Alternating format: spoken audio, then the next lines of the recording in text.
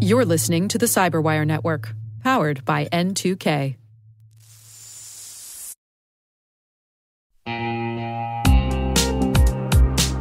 You know, the average security pro spends nearly a full workday every week just on compliance. With Vanta, you can automate compliance for in-demand frameworks like SOC 2, ISO 27001, and HIPAA.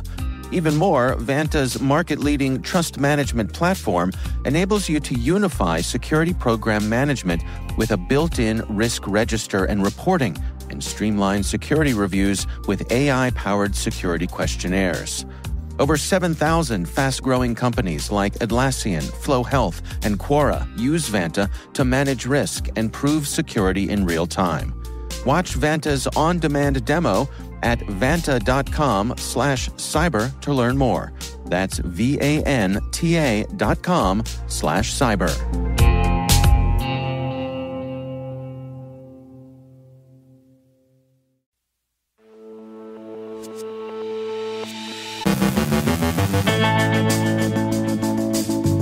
The House moves forward on Section 702 reauthorization.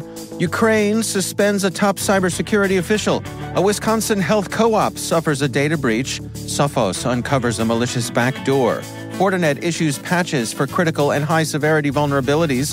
A Microsoft server exposed employee passwords, keys, and credentials. LG releases patches to secure smart TVs. The IMF warns of cyber attacks potential to trigger bank runs. It was a busy Patch Tuesday. In our Learning Layers segment, Sam Meisenberg and Joe Carrigan continue their discussion of Joe's CISSP study journey and how to avoid frustration when you get a practice question wrong. And X marks the spot where Elon's impulsiveness turns chaotic.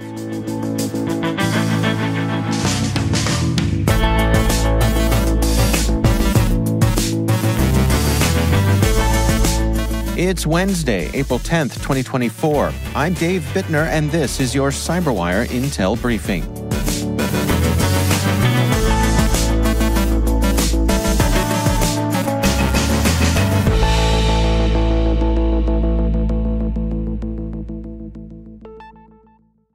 Thanks for joining us here today. It is great to have you with us. The House Rules Committee has moved forward a revised bill to reauthorize the controversial Section 702 of the Foreign Intelligence Surveillance Act, breaking a long deadlock among Republicans. This program permits warrantless surveillance of foreigners' communications outside the U.S., but can also inadvertently collect Americans' data. The vote was 9-2, setting the stage for a House vote on several amendments, including one requiring warrants to search Americans' information, a provision opposed by the Biden administration. Additionally, the bill proposes using Section 702 data for foreign traveler vetting and formalizes a ban on certain types of digital communication collection. Despite progress, uncertainty remains, especially after former President Trump's call to kill FISA, as well as discontent over not voting on closing data brokers' loopholes, which might be addressed separately.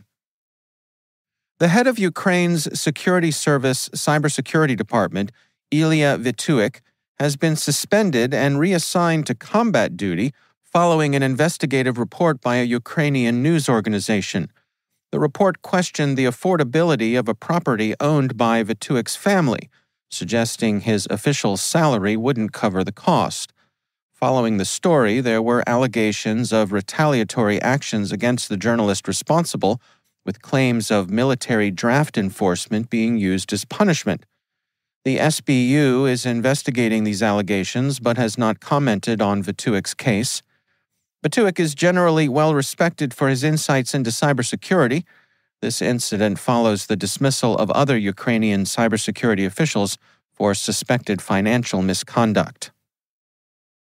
Group Health Cooperative of South Central Wisconsin is notifying over 530,000 individuals about a data breach from a ransomware attack on January 25th. Although no ransomware was deployed to encrypt files, attackers exfiltrated personal and health information, including Social Security and Medicare numbers. The breach was revealed when a foreign ransomware gang claimed responsibility. GHC-SCW, which has worked with the FBI and CISA, has no evidence the stolen information has been misused. In response, the organization says they have enhanced their security measures. The Black Suit ransomware gang, potentially linked to the Royal ransomware group, known for targeting over 350 organizations, has listed GHC-SCW as a victim on its site. The U.S. Health Department has warned healthcare entities about Black Suit, emphasizing its aggressive focus on the healthcare sector. The team at Sophos XOps discovered a malicious file signed with a valid Microsoft hardware publisher certificate, masquerading as Catalog Authentication Client Services by Catalog Talis. Initial suspicions were raised due to typos in the file's version information. Further investigation linked the file to Android screen mirroring software, described as marketing software capable of controlling mobile phones en masse. The file, identified as a malicious backdoor, was originally published by Hainan Yuhu Technology. Sophos XOps found no direct evidence of deliberate involvement of the company who made the Android screen mirroring software, but advised caution when downloading or using their product. The malware included a proxy server, 3Proxy, indicating intent to monitor and intercept network traffic. Sophos XOps reported the backdoor and related findings to Microsoft, leading to the revocation of the compromised files. This incident underscores the ongoing abuse of Microsoft's Windows hardware compatibility program by threat actors. Fortinet has issued patches and advisories for critical and high-severity vulnerabilities across its FortiOS, FortiProxy, and FortiClient products, targeting Linux and Mac platforms. The most critical issue found in FortiClient for Linux allows remote code execution through a code injection vulnerability when a user is lured to a malicious website. This affects multiple versions of FortiClient Linux. Another significant flaw in FortiOS and FortiProxy could let attackers obtain administrator credentials under specific conditions via an SSL VPN. Additionally, two high-severity vulnerabilities in FortiClient for Mac could allow local execution of arbitrary code or commands by manipulating the installation process. Fortinet has not reported if these vulnerabilities have been exploited in the wild. Microsoft secured an Azure-hosted server last month that inadvertently exposed employee passwords, keys, and credentials. SOC Radar researchers found that this server, linked to Microsoft's Bing, was accessible online without password protection, containing various security credentials within scripts, codes, and configuration files. This vulnerability could have led to significant data leaks or compromises of Microsoft's services. Although Microsoft addressed this issue on March 5th after being notified on February 6th, it's uncertain if the server was accessed by unauthorized parties. This incident adds to Microsoft's recent security challenges, including criticism for its security practices and previous breaches. Microsoft is reportedly overhauling its security measures in response to these concerns. We note that Microsoft is an N2K CyberWire partner, but we cover them just like we would any other company. Researchers from Bitdefender discovered 4 vulnerabilities in LG TVs running WebOS versions 4 through 7, with 3 rated as severe. These flaws could enable hackers to add unauthorized users, gain elevated access, deploy malware, and potentially infiltrate smart home networks. One allows attackers to bypass PIN verification in the LG ThinkQ app to create privileged profiles, enhancing their access and attack capabilities. Another facilitates full device takeover, while others could be exploited to insert malware or monitor traffic. Initially, over 91,000 devices were reportedly exposed globally. LG has confirmed these vulnerabilities and released patches on March 22nd. The International Monetary Fund, the IMF, reports that cyberattacks have cost the financial sector about $12 billion over the past 2 decades, highlighting the growing threat these incidents pose to global financial stability. The IMF's Global Financial Stability Report reveals that extreme losses from cyber incidents have increased fourfold since 2017 to $2.5 billion.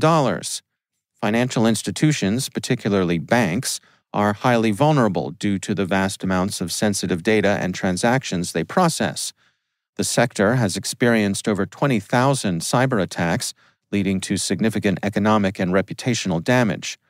The IMF warns of potential bank runs following cyber attacks, suggesting that even the perception of insecurity can lead to destabilizing customer actions, like mass withdrawals. The report emphasizes the need for improved cybersecurity strategies and regulations, especially with the increasing reliance on third-party IT and emerging technologies like AI. Yesterday was Patch Tuesday, and among the best reviews of Microsoft's monthly release comes from our partner and Dean of Research at the SANS Technology Institute, Johannes Ulrich. This update addresses 157 vulnerabilities, including 7 affecting Microsoft Edge through Chromium and 3 deemed critical. Notably, one vulnerability, a proxy driver spoofing issue, was previously disclosed and exploited. A trio of critical vulnerabilities affect Microsoft Defender for IoT, enabling remote code execution. Additionally, the update patches around 40 important rated remote code execution vulnerabilities in Microsoft OLE driver for SQL Server, targeting clients that connect to malicious SQL servers. Furthermore, 7 important vulnerabilities in the DNS server service were patched, requiring perfect timing for exploitation to achieve remote code execution.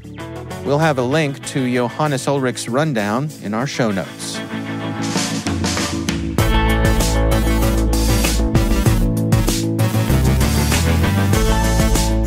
Coming up next on our Learning Layers segment, Sam Meisenberg and Joe Carrigan continue their discussion of Joe's CISSP journey. Stay with us.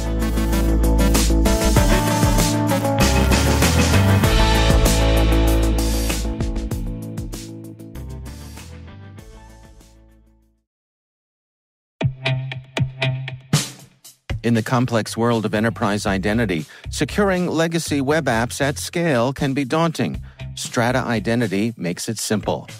With Strata, you can effortlessly integrate non-standard apps with any identity service, like MFA or SSO, with zero coding and zero hassle. Designed by identity architects for identity architects, Strata works with every vendor, standard, and app architecture. This means your apps can now speak modern protocols and integrate seamlessly with your chosen identity services. From securing on-prem web apps to migrating away from outdated identity providers or consolidating them, Strata helps you keep your complex access policies as you modernize your identity infrastructure and get rid of technical debt. Join leading organizations like 3M, Dallas County, and CIBC in securing your apps with Strata. Visit strata.io/cyberwire, share your identity security priorities, and receive a complimentary pair of AirPods Pro. Offer valid for organizations with over 5,000 employees. Connect today at strata.io/cyberwire.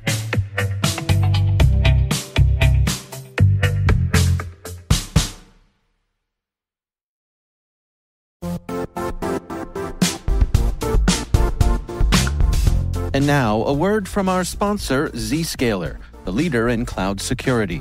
Cyber attackers are using AI in creative ways to compromise users and breach organizations.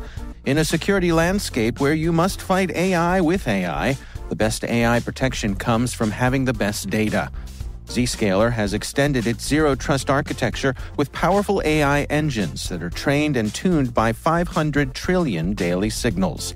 Learn more about Zscaler Zero Trust Plus AI to prevent ransomware and AI attacks. Experience your world secured. Visit zscaler.com/zerotrustai.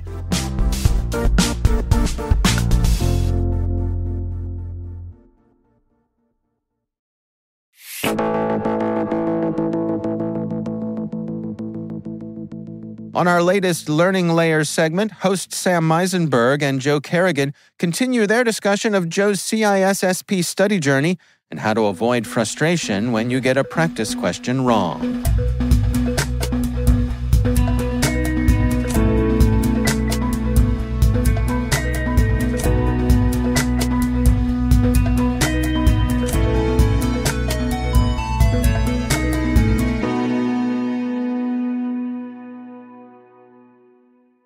Welcome back to another Learning Layer segment. On this segment, we are continuing our conversation with Joe Carrigan as he gets ready for his CISSP exam.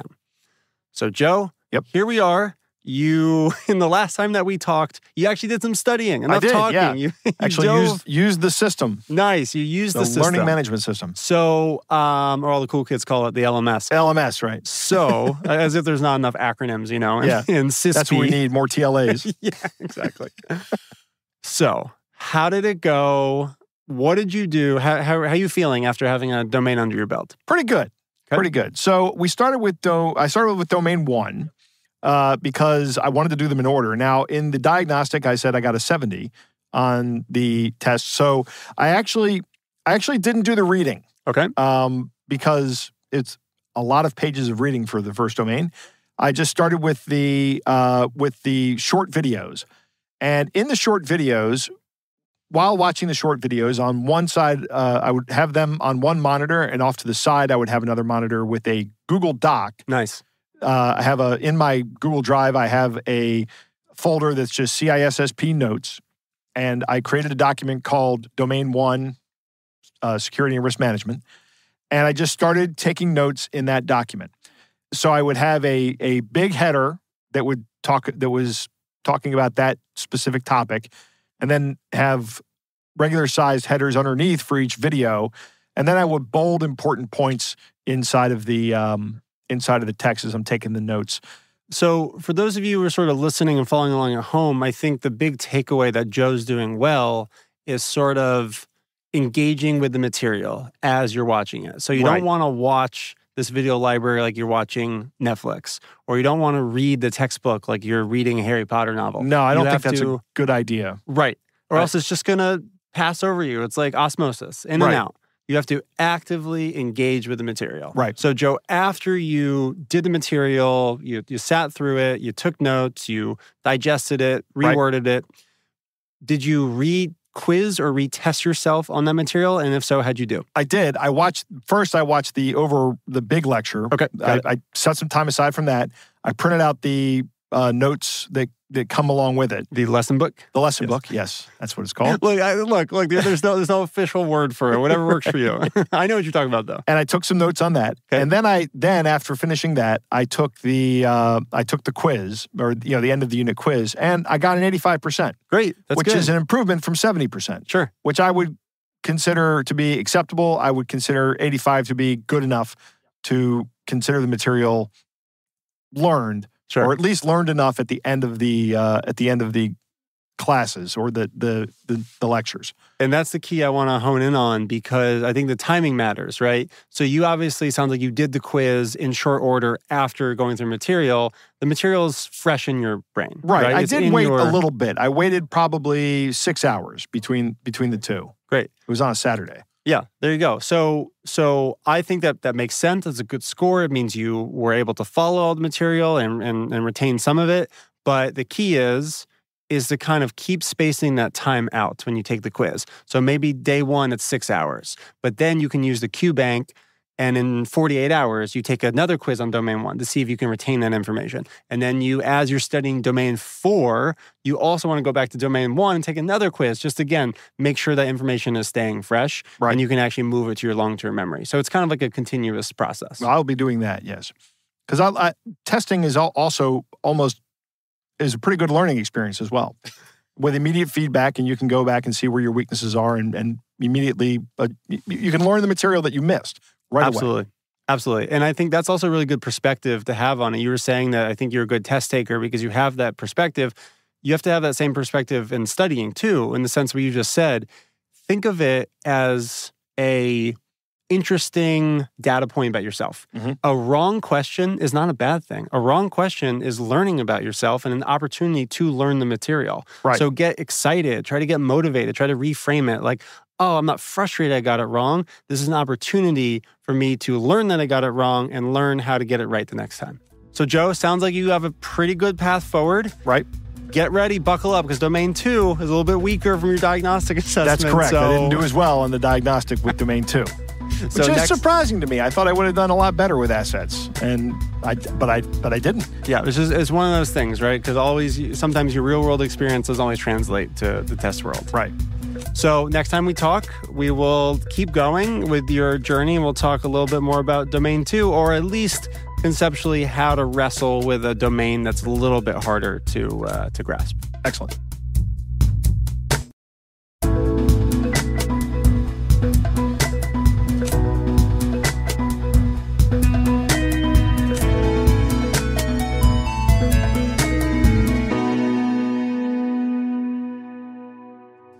That's my Hacking Humans co-host Joe Carrigan, joined by our Learning Layer host, Sam Meisenberg.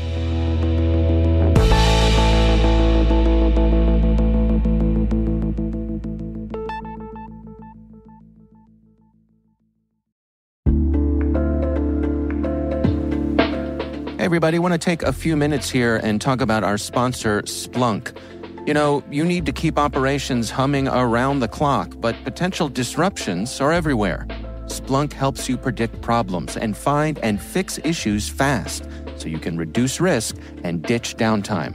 The world's largest enterprises rely on Splunk's unified security and observability platform to become more efficient, resilient, and innovative. With Splunk, you can react quickly, evolve faster, and be ready for anything. Stay ahead of disruptions. Learn more at splunk.com/resilience.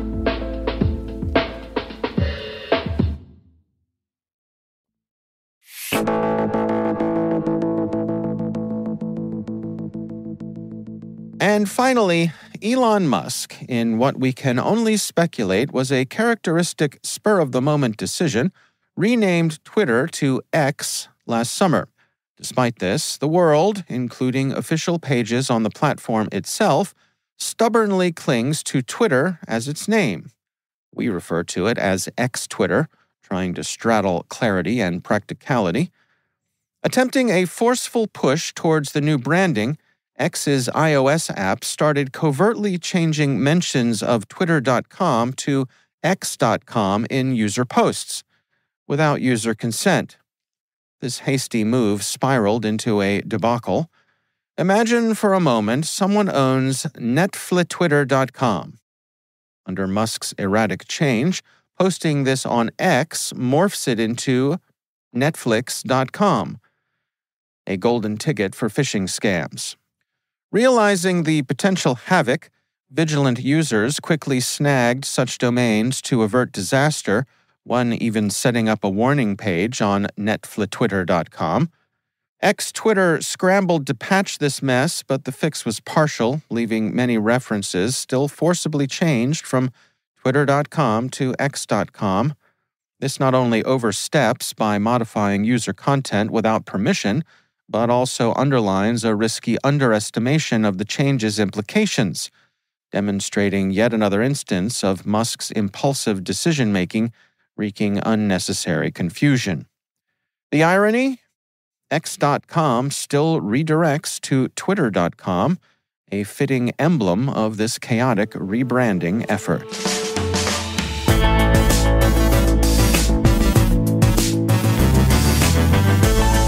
And that's the CyberWire. For links to all of today's stories, check out our daily briefing at thecyberwire.com. We'd love to know what you think of this podcast. You can email us at cyberwire@n2k.com. N2K Strategic Workforce Intelligence optimizes the value of your biggest investment, your people.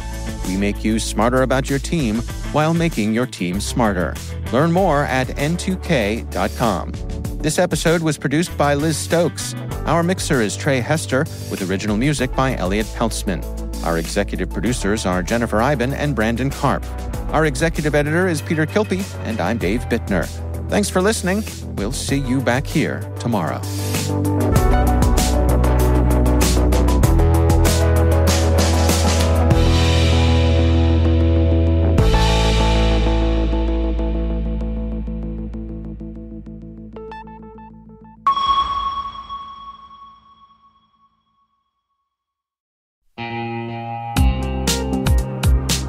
You know, the average security pro spends nearly a full workday every week just on compliance. With Vanta, you can automate compliance for in-demand frameworks like SOC 2, ISO 27001, and HIPAA.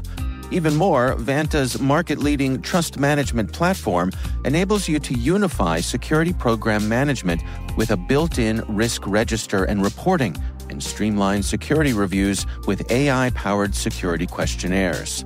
Over 7,000 fast-growing companies like Atlassian, Flow Health, and Quora use Vanta to manage risk and prove security in real time. Watch Vanta's on-demand demo at vanta.com/cyber to learn more. That's VANTA.com/cyber.